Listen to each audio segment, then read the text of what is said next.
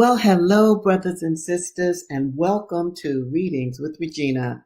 And I'd like to start off saying I want to thank all of my subscribers, and I want to encourage you to hit that like button and to share my videos with all the Black people that you know, all of your friends, and even, if you can, some of the people you don't even like who need to hear what I have to say. Now, this is a brand new month. It is October, and I'm calling October the month of the Black Panther Party for Self-Defense because it was between October 15th and October 16th that Huey P. Newton and Bobby G. Seale got together and said, we are going to create a brand new organization, and we are going to police the police. And I want to just emphasize to you folk, two people, two brothers, two brave brothers who said we have to stop the police from brutalizing our people and getting away with it. Because the laws in this country then in 1966 and now in 2025 do not often play to promoting the humanity of working class and certainly Black people. Now, this episode is called, Are There Commonalities Between Assata's Treatment and Those from Enslavers? Now, those of you that have been hanging with me, you know I've been reading a lot about the enslavement period, and I'm going to continue to do that. But because Assata Shakur, let me put her book up here. Because Assata Shakur made her transition September 25th, 2025. And because Assata Shakur is one of my beloved Panther sisters and a Black Panther leader and a member of the Republic of New Africa and a member of the Black Liberation Army, we must honor her.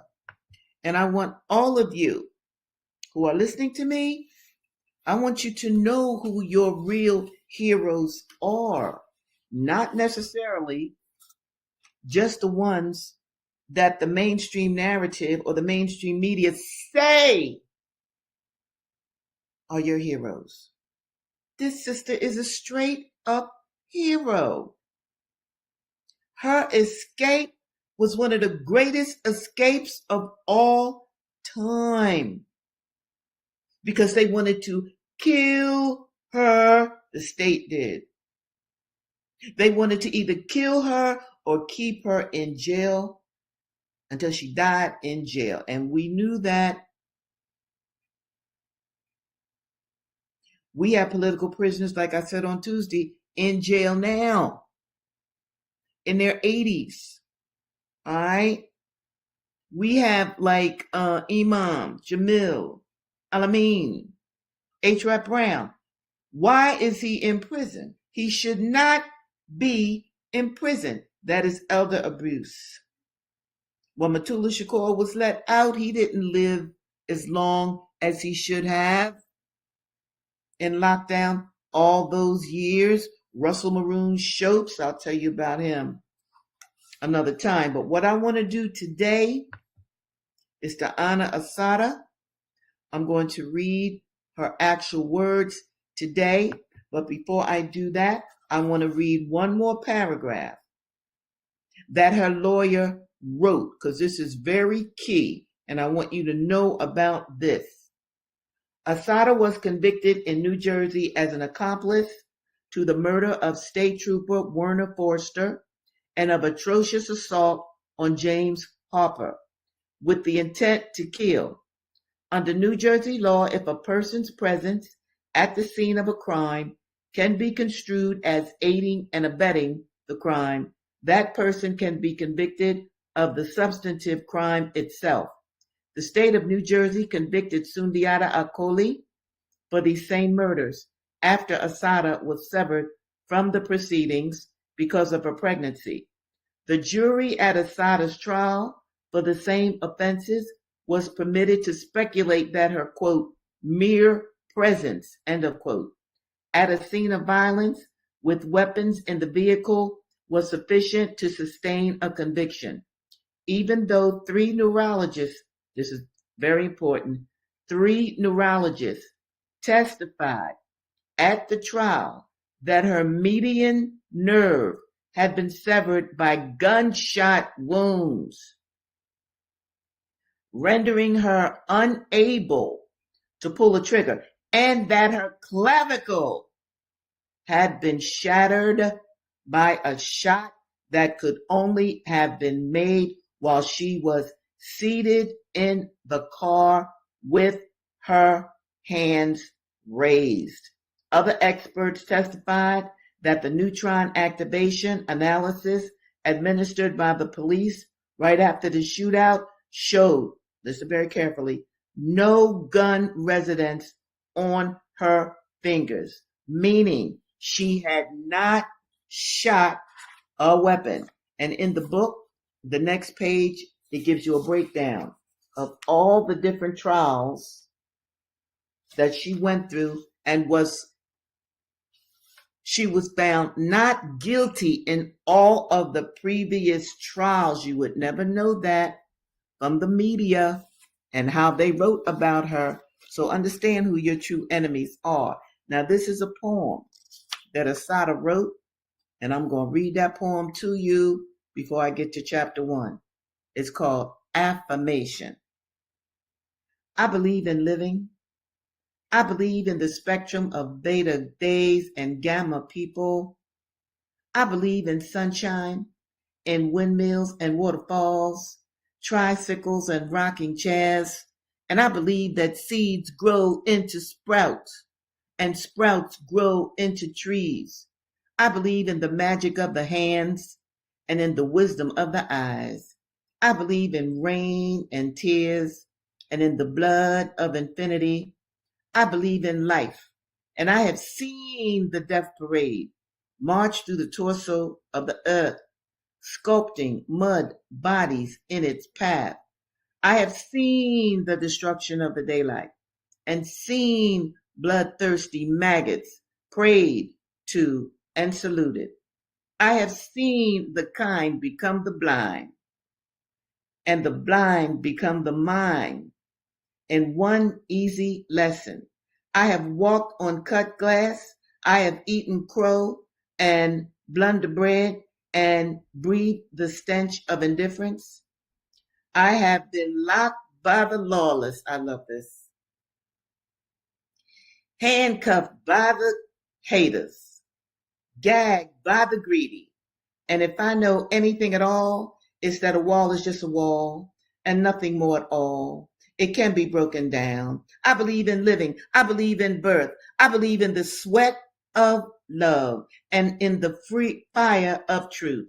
And I believe that a lost ship steered by tired, seasick sailors can still be guided home to port. That's Assata Shakur, chapter 1. There were lights and sirens. Zaid was dead. My mind knew that Zaid was dead. The air was like cold glass. Huge bubbles rose and burst. Each one felt like an explosion in my chest. My mouth tasted like blood and dirt.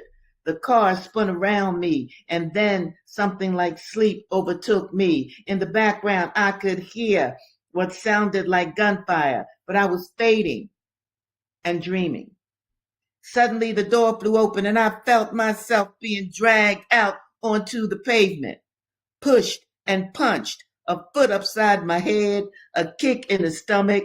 Police were everywhere. One had a gun to my head. Quote, which way did they go? End of quote. He was shouting. Quote, bitch, you better open your goddamn mouth or I'll blow your goddamn head off. End of quote. I nodded my head across the highway. I was sure that nobody had gone that way. A few of the cops were off and running. One pig said, quote, we ought to finish her off, end of quote. But the others were all busy around the car, searching it. They were pulling and prodding. Quote, you find a gun? End of quote. They kept asking each other. Later, one of them asked another, quote, should we put her in the car? End of quote. Nah, let her lay in the gutter where she belongs. Just get her out of the way. I felt myself being dragged by the feet across the pavement. My chest was on fire. My blouse was purple with blood. I was convinced that my arm had been shot off and I was hanging inside my shirt by a few strips of flesh. I could not feel it. Finally, the ambulance came and they moved me into it. Being moved was agony, but the blankets were worth it. I was so cold. The medics examined me. I tried to talk, but only bubbles came out. I was foaming at the mouth. Where's she hit? They asked each other as if I wasn't there. They concluded their examination. I was relieved. Let's move it, one of them said. Okay, but wait a minute, said the driver, and he got out. Hit twice, I heard him say, we gotta wait. The driver slammed the door. He said something else, but I didn't understand it. Time passed. I was floating off again. It felt so weird, like a dream, a nightmare. More time passed. It seemed like forever. I was in and I was out. I was in and out. A rough voice asked, is she dead yet? I floated off again. I heard another voice, is she dead yet? I wondered how long the ambulance had been sitting there. The attendants looked nervous. The bubbles in my chest felt like they were growing bigger. When they burst, my whole chest shattered. I faded again, and it was down south in the summertime. I thought about my grandmother.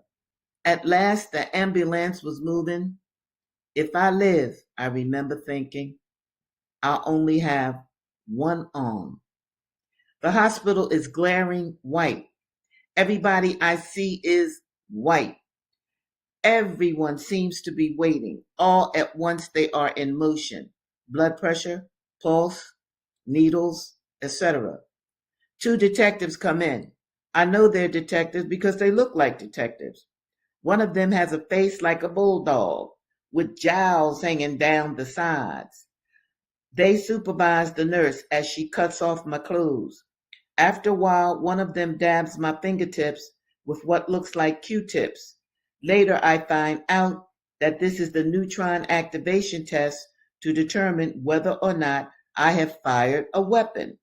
Another one then tries to fingerprint me, but he has trouble because my hand is dead. Give me the dead man's kit.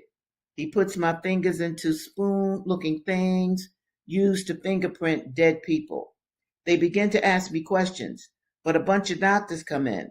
One of them, who appears to be the head doctor, examines me. He pokes and prods, throwing me around like a rag doll. Then, like he is going to kill me, he jerks me around so that I'm on my stomach. The pain is like an electric shock. I moan.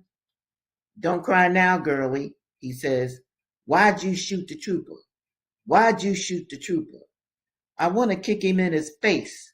I know he would kill me if he had the chance. I can see the scalpel slipping. One of the other doctors says something about calling the operating room. Hell no is all I think of. Hell no. After a while, they all leave. Then a black nurse comes into the room. I am glad as I could be to see her. She bends over me. What's your name? She asks. And I decide to say nothing. If I tell them my name, they will know who I am and they will kill me for sure. What is your name? She keeps asking, enunciating each syllable in the way that people talk to someone who has trouble hearing or understanding. What is your name? What is your address? Where do you live? Her voice is growing louder. We need your signature, miss, she says, waving a piece of paper in front of me. We need your permission for treatment in case we have to operate.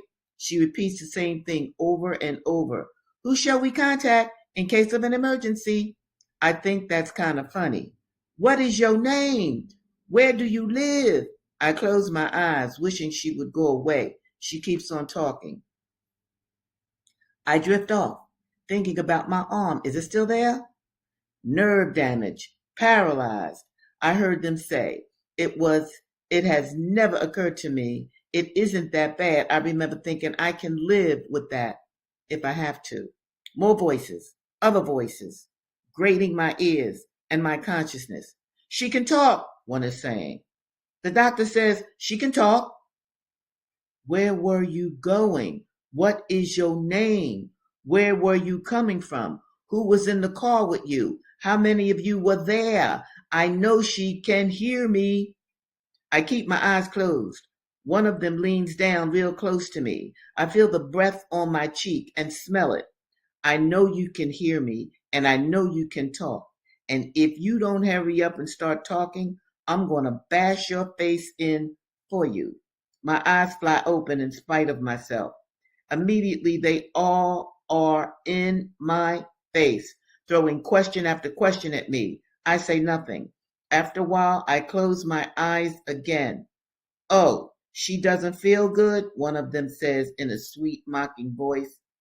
Where does it hurt? Here, here, here? With each here comes a crash. I look wildly around, but no one is there. They pump me, they punch me, they thump me, but none of them hurts as bad as my chest is hurting.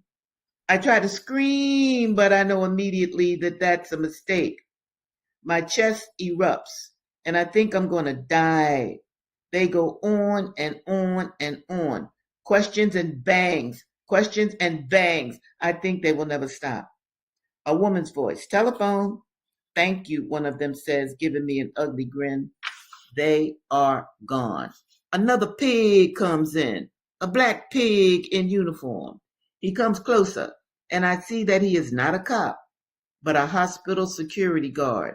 He stands not too far from where I am lying, and I can see he is not at all hostile. His face breaks into a kind of reserved smile, and very discreetly, listen at this, very discreetly, he clutches his fist and gives me the power sign. That man will never know how much better he made me feel at that moment.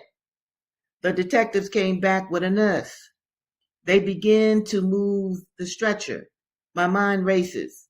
Where are they taking me? The only place I can think of is the operating room. When we arrive at the x-ray room, I'm thankful because I have to move around. The x-rays are painful, but the technician is cool. X-rays are over, and I am rolled down the hallway, determined to keep my eyes closed. All of a sudden, flashes of light. My eyes pop open. This time, they are taking my picture. The police photographer asked, don't you want to give us a smile? Come on, give us a smile. I close my eyes again. We are moving. The stretcher stops. One of the pigs tells the nurse he has a headache. She volunteers to get him something. The stretcher is moving again. Where the hell are they taking me? Again, the light is changing, and although my eyes are closed, I can feel the difference. It feels like I'm in the dark. I can't take it any longer, and I look.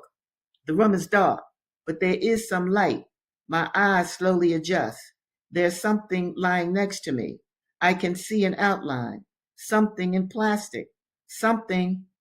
My mind slowly realizes that it is a man in a plastic bag and that the man is Zayd, another panther, y'all. My body stiffens. My mind spins. One of the troopers says, that's what's going to happen to you before the night is over if you don't tell us what we want to know. I say nothing, but inside I'm raging. You dogs, you swine, you filthy pigs. Dirty, slimy scum, bastards. I rage on and on. I wouldn't tell you the right time of day, I remember thinking. I wouldn't tell you that. I'm not going to repeat this because it's quite obscene. The night crawls along. Nurses, doctors, and troopers. I am still scared, but I am just as angry and evil as I am scared. The detectives are in and out, and when nobody is there except them, they get in their punches and bangs. But after a while, I don't think about them too much. I am thinking about living and surviving, thinking about what is going to happen next. They are going to do what they are going to do, and there isn't much I can do about it. I just have to be myself, stay as strong as I can, and do my best. That's all. There is nowhere to run, and I am in no shape to try. I realize how isolated and vulnerable I am. What if I really do need an operation? I need help from the outside world. I have to try to get word out to someone. The black nurse has been back and forth asking me the same questions each time I've closed my eyes until she goes away. I decide to ask her to get in touch with my people. The next time she comes by, maybe she will be cool. She is my best shot. The guard is long gone. I doze off for a little while. When I wake up, a nurse and a priest are standing over me. The priest is mumbling and seems to be rubbing something on my forehead. At first, I don't understand what he is doing. Then it dawns on me. Last rites are for the dying. Go away, I say out loud. I don't have the strength to say anything else, but I know I don't want anybody's last rites. I am not going to die. And even if I do die, I am not going to die nobody's hypocrite. The black nurse comes back and starts her questions again. Before she can get started good, I beckon her to come closer. There is no one else around. I asked her to get in contact with my lawyer, who is my aunt. I'm going to read this again, y'all. I asked her to get in contact with my lawyer, who is my aunt. Brothers and sisters, when I be telling you that I want you to raise your children so that they are experts in a particular field that will help other black people in the collective, this is what I'm talking about. Assata Shakur's aunt, Evelyn, was a lawyer. So then that means that her lawyer aunt could go to trial with her, not a stranger. Black people, I need for you to think seriously about how you're raising your children. You should encourage your children to learn how to build things, to learn how to make an infrastructure, to learn the laws of this country so that we can reverse them, to be able to look at the police union's laws and figure out how we can turn them around to the benefit of our people. Why is it that when police kill black people, it's all right? Now, one of the things I said in the title of this episode is, do we see commonalities between Assata's treatment and those of the enslavers? Yes! I'll answer that for you. And those of you who have been with me for a while, write them out. Certainly you see commonalities. They beat the bejesus out of enslaved people, men and women. Yes, they did. Did anybody go to jail? No. You read about or I read to you about in Clotel, where this white group of a white mob chased this poor black man, beat him. He jumped into the river. They beat him with poles in the river. Then when the poor blood died, they said, "Oh, he ain't really dead. No, that ain't, he just kidding." What? Because they didn't think we were people. They murdered us and got away with it. Murder after murder after murder after murder. What do you think a lynching is? Group murder. Did anybody go to jail? No. And that was during the enslavement period. Assata is in the modern era. Assata is in the 60s, 70s, and so forth. We were not playing. We turned this country around. When you look at any black politician, you should thank the Black Panther Party for self-defense. You should thank the Black Liberation Army. That was pretty much the only way that they got to be in political office. The problem is, though, they didn't look back at who got them where they are. All right, I don't want to preach. I don't want to get too far from the book because I want you to know about Assata Shakur. I want you to teach your children about Assata Shakur.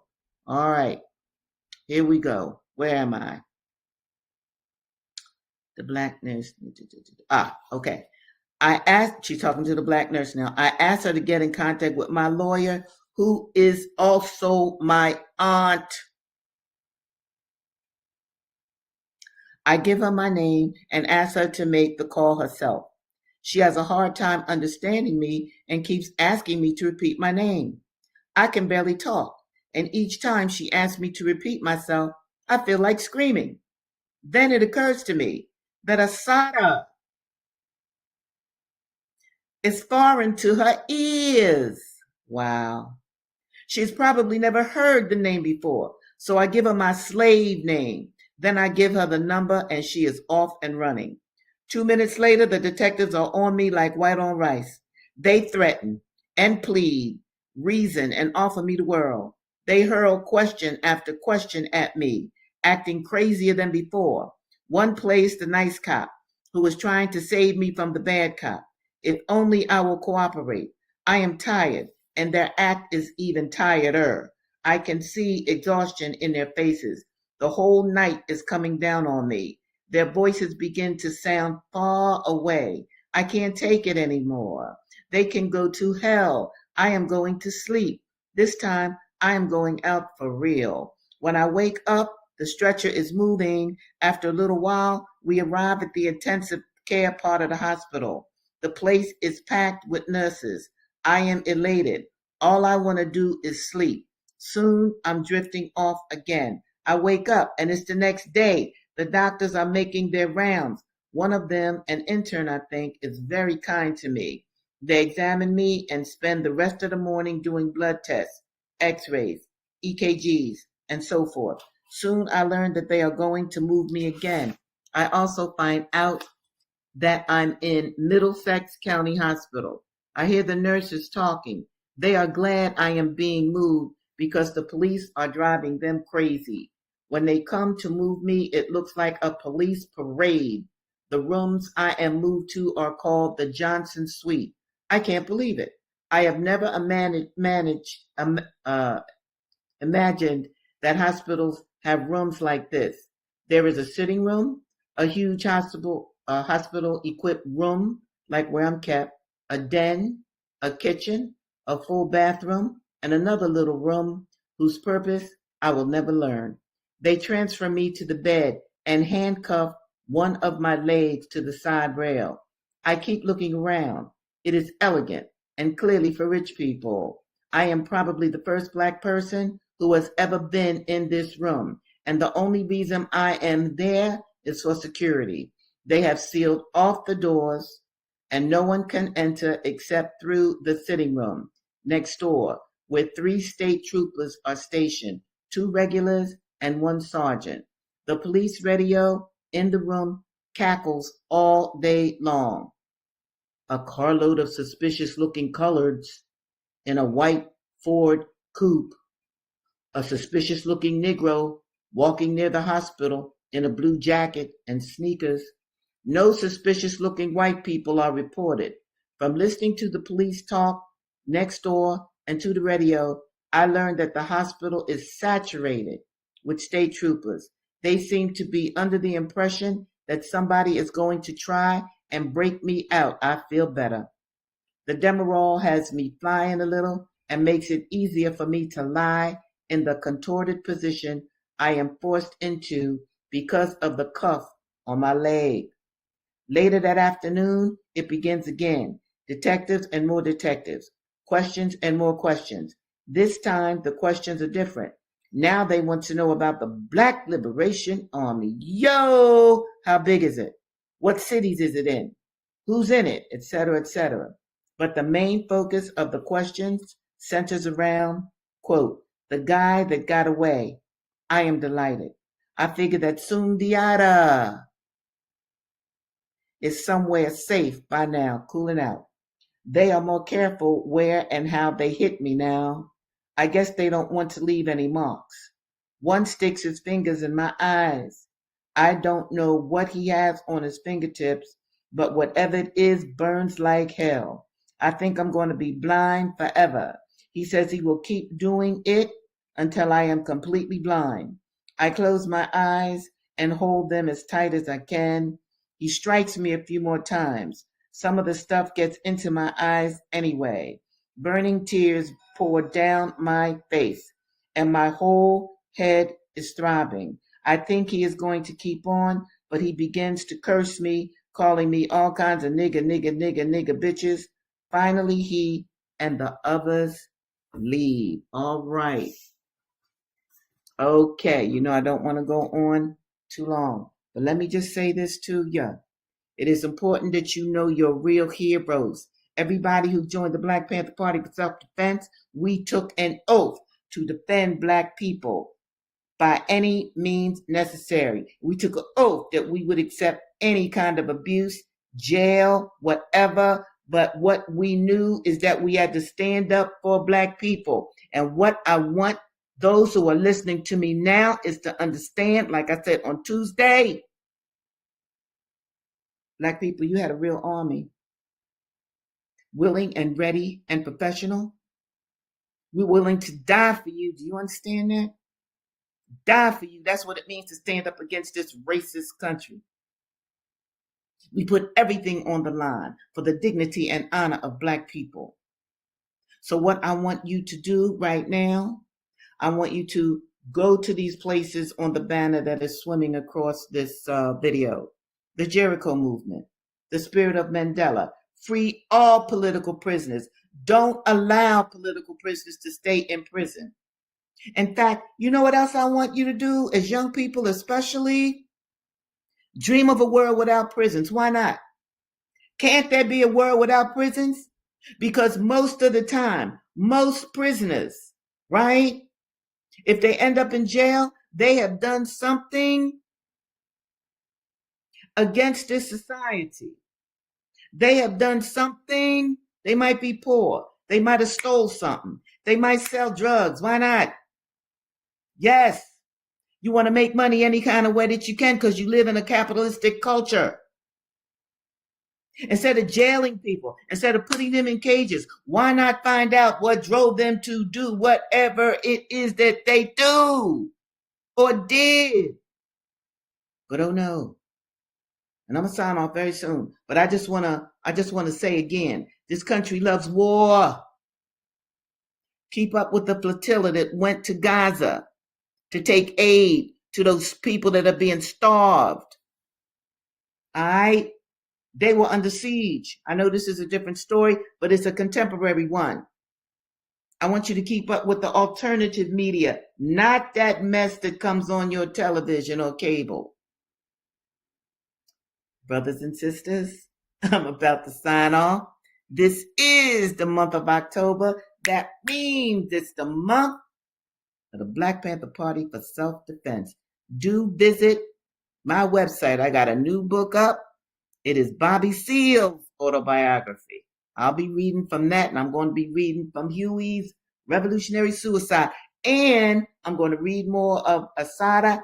And we are also going to go back to the enslavement era where I read, where's she at? Here's my girl. Yo, we are going to continue to read Ida B. Wells. She's important. And we also are going to continue to read Incidents in the Life of a Slave Girl, because wait till you see what happens to that child who was enslaved. All right, brothers and sisters, it's been a pleasure always to be with you, and I look forward to seeing you again or being with you again next Tuesday at 2 o'clock. And in the meantime, do something great for yourself and do something great for Black people. Love you dearly. Bye now.